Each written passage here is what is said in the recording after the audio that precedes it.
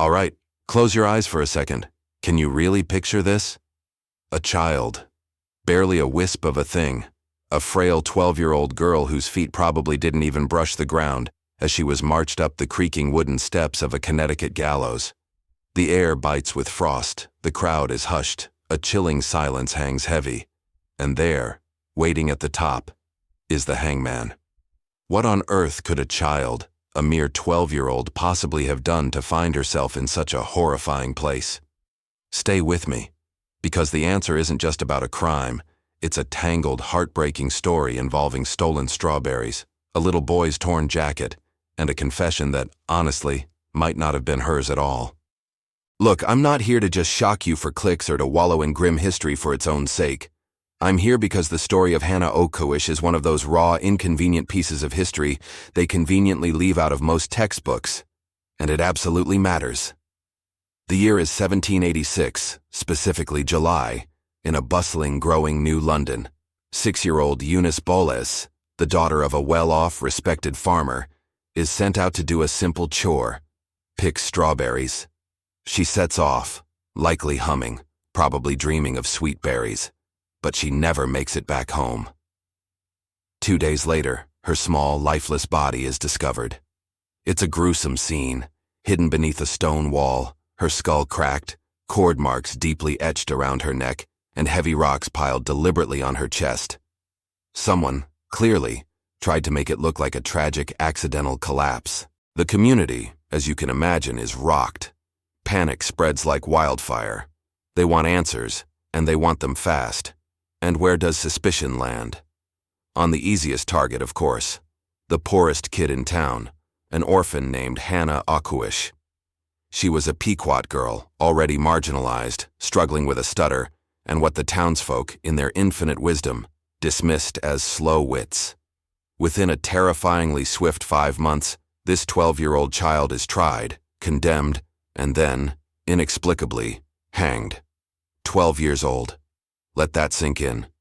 She remains, to this day, the youngest girl ever executed in what would become the United States. It begs the question, doesn't it? How did the very system supposedly built on justice allow such an atrocity to occur? We're going to walk through it, step by agonizing step.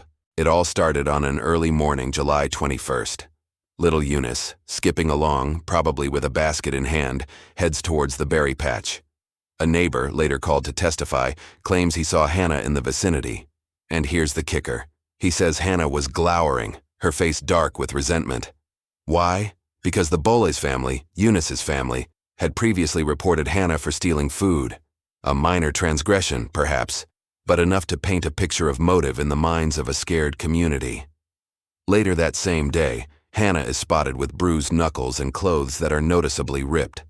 When constables, those early law enforcement officers, pick her up, she spins a tale, a desperate, childlike fabrication about 4 mysterious boys she supposedly saw. But here's the rub. No one else, not a single soul, saw these boys.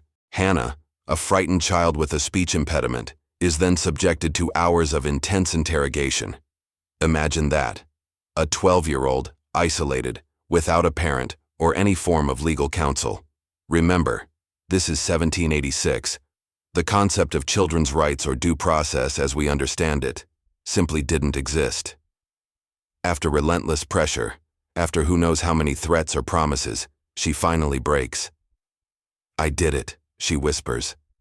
But even her confession is garbled, inconsistent. First, she claims she wanted the berries. Then, Eunice supposedly called her names. Finally, she says the rocks just fell on their own. The officials, eager for a neat solution, dutifully write it all down, get her to make her mark, an X for a signature, and then with chilling efficiency, lock her away in a tiny, cold stone cell.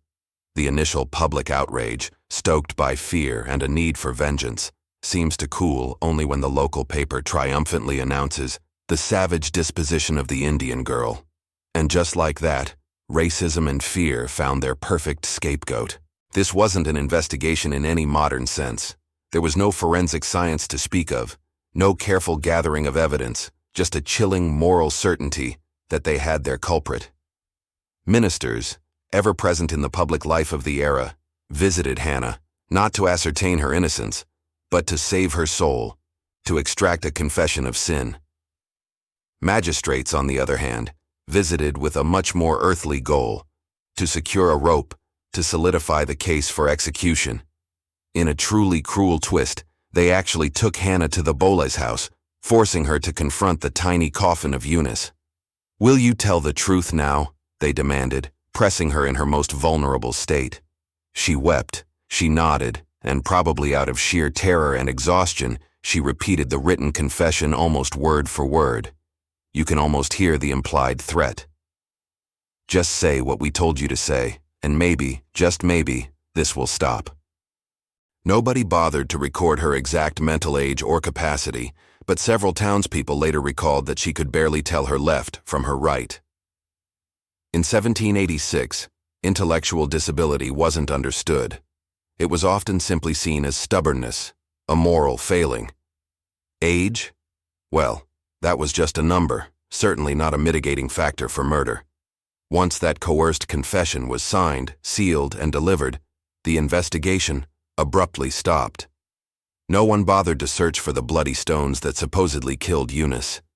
No one inquired about other adult males who might have been along the road that day. A speedy trial suited everyone involved. After all, harvest season was coming, and there was work to be done. Nobody wanted to waste time on a poor Pequot orphan. Justice, it seemed, was less about truth and more about expediency. September rolls around, and the scene shifts to the new London County Courthouse. Hannah, a child, is so small that they have to make her stand on a box so the jury, a panel of adult men, can even see her. The charge is read: murder with malice aforethought, a legal term implying premeditation and evil intent.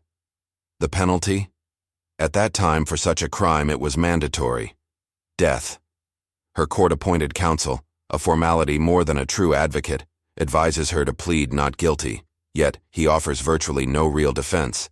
There are no character witnesses called to speak on her behalf, no mention of her tender age, no challenge whatsoever to the highly coercive methods used to extract her confession. It was a defense in name only. The prosecution, meanwhile, simply reads her confession into the record. A physician describes Eunice's horrific injuries, painting a vivid, gruesome picture for the jury. And that's it. The jury, seemingly convinced by this flimsy evidence and fueled by public sentiment, needs a mere 15 minutes, yes, 15 minutes, to convict her. Judge Richard Law, in a chilling pronouncement, calls Hannah's crime diabolical. He declares that to spare her because of her youth would be a grave error, warning it would invite every wretched child to indulge in blood. His sentence is swift and final. You shall be hanged by the neck until you are dead. A cold gavel bang. Next case. Hannah, still likely not grasping the full horror of what just transpired, is escorted back to jail, humming a hymn the jailer's wife had kindly taught her, a small, heartbreaking detail that speaks volumes about her innocence and confusion. Forget everything you think you know about modern prisons. Imagine death row in 1786, a cold, dank cellar, teeming with rats. No candle after dusk, just oppressive darkness. And there, a 12-year-old girl spends her 12th birthday, chained to the wall. It's a terrifying, dehumanizing existence. Ministers, still making their rounds, preach that her soul is stricken with original filth, condemning her even before her death. Visitors, morbidly curious, actually pay a penny to gawk at the monster, dehumanizing her further, reducing her to a spectacle. Through all of this unimaginable horror, Hannah clings to small routines, to acts of humanity. She knits stockings, not for herself, but for the sheriff's children, a poignant image of a child seeking connection, even in the shadow of death. She asks, with a heartbreaking innocence, if the gallows will hurt much. Believe it or not, some locals, a small but vocal group, did petition for clemency. Not everyone was bloodthirsty, not everyone was convinced of her guilt or the justice of her sentence. But the governor, under immense public pressure, signed nothing. The state of Connecticut's new constitution, which would finally introduce a more formalized legal system, wouldn't even exist for another year, meaning there was no appellate process, no higher court to review her case, no chance for a stay of execution. Execution day is conveniently set for December 20th. Why then?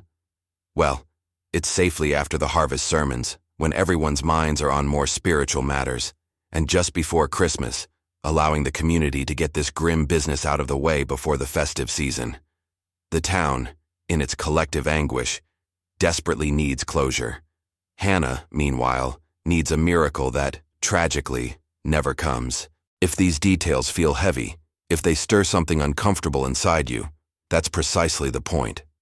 History, especially the difficult parts, isn't meant to be tidy or comfortable. If you're like me, and you want to uncover more of these forgotten, often painful stories that help us truly understand the evolution of justice today, then please, take a moment, tap that like button, hit subscribe, and let's keep digging into these crucial narratives, because remembering is often the only way we can hope to stop these kinds of repeats. Dawn breaks on December 20th. The gallows stands starkly on the green behind the meeting house. Snow lies crisp on the ground, breath plumes into the cold air, and perhaps 1,000 spectators, drawn by a macabre curiosity, have gathered. Hannah is dressed in a simple gray dress, made for her by the jailer's wife, the hem brushing her bare ankles, emphasizing her youth and vulnerability. She looks up at Reverend Henry Channing, the man tasked with delivering her final spiritual rites, and whispers a question that breaks the heart. Will I see my mother? There's no answer, of course. Her Pequot mother, having lived a life of poverty and hardship, had died years earlier, leaving Hannah an orphan in a world that offered little kindness. Channing, instead of offering comfort, launches into a 55-minute sermon, a lengthy, thundering address titled, God Admonishing His People of Their Duty as Parents and Masters. It's a sermon that essentially blames bad parenting for child crime, a convenient way to shift blame from the systemic failures. He warns the assembled crowd that children left unruly may ripen into serpents, a chilling, dehumanizing metaphor. Hannah, forced to stand through this lengthy condemnation, sways visibly, exhausted and terrified. Finally, the sheriff, perhaps with a flicker of compassion, binds her hands and guides her to the edge of the cart. In a final, incredibly poignant moment of grace, she thanks him for his kindness. The cart pulls away. The drop is short. A witness, recording the grim event, writes simply, "She writhed but little. Just 12 years old, her life extinguished before noon." The crowd disperses, many taking splinters of the gallows wood as gruesome souvenirs, a testament to the brutal public spectacle. News of Hannah's execution, along with Reverend Channing's sermon, was reprinted in newspapers up and down the coast. Her story quickly became a cautionary tale, a grim warning for undisciplined youth and their parents. But even then, the seeds of doubt were sown. Within a few decades, critics began to question the verdict, whispering about the fairness of her trial. By the 1830s, emerging prison reformers, advocating for a more humane justice system, explicitly cited Hannah's case when arguing for the establishment of separate juvenile courts, a radical idea at the time, but one born from the recognition that children are different from adults. Later, in 1890, a local historian would starkly label the trial our ancient injustice, a powerful admission of past wrongs. Modern scholars, looking back with the benefit of historical distance and a deeper understanding of social dynamics, have meticulously picked apart the case. They note how her confession reads like a series of leading questions, designed to elicit a specific answer. They highlight her limited mental capacity, her marginalized race as a Pequot, her crushing poverty, every single vulnerability amplified to a lethal effect by a system eager for a quick resolution. Connecticut, learning from its past, eventually abolished capital punishment for juveniles in 1846. It took much longer for the rest of the nation, but the U.S. Supreme Court finally followed suit nationwide in 2005. Hannah's name rarely appears in standard textbooks, a testament to how easily uncomfortable history can be forgotten. But make no mistake, her shadow, a long, dark one, hangs over every single debate about children and the death penalty, a constant, silent reminder of the past. So, what do we do with the story of Hannah Ocuish? Do we call it a tragedy? or perhaps more accurately, a judicial murder. Either way, it stands as a stark, unforgiving mirror. It reflects the deep-seated fears of 18th century society, the pervasive racial bias that infected every corner of life, and the dangerous, often cruel illusion that harshness somehow equates to safety. And it forces us to confront a question we, as a society, still wrestle with today. When a child, any child, commits an unimaginable act, do we search for the humanity that might still be saved, for the potential for rehabilitation?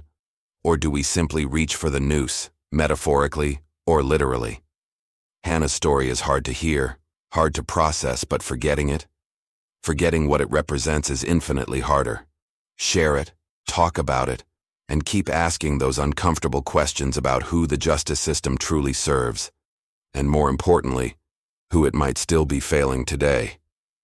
Thanks for listening, and I'll see you in the next one.